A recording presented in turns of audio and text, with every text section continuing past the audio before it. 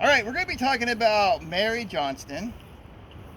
She is a suffrage and a famous author. We are here in beautiful Hollywood Cemetery in Richmond, Virginia. It's hot and humid though. Anyway, we are continuing to celebrate our 100th anniversary of suffrage.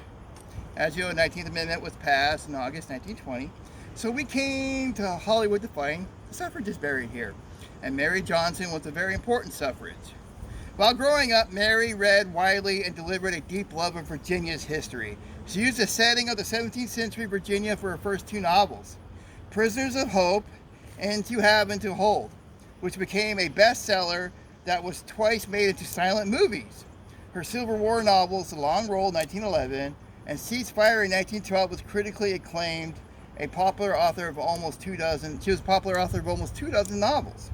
One of the most successful female authors in the early 20th century, she used her fame in support of the women's suffrage movement. She joined the Equal Suffrage League of Virginia when it was founded in 1909 and published several essays advocating voting rights for women.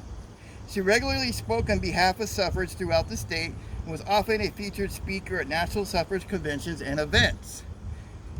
She spoke in Norfolk at least a dozen times, especially during the 1912 suffrage convention in Norfolk. Including, she spoke at the March 1913 parade in Washington, D.C., which was it was a nightmare for suffragists. We're going to be talking about it in tour next Friday. So make sure you come to that because Norfolk played such an important part in this country's suffrage. All right, she also spoke to the nation's governors at the 1912 convention. She expressed her belief that the indestructible movement for women's rights is going to revolutionize the world, as we know it did.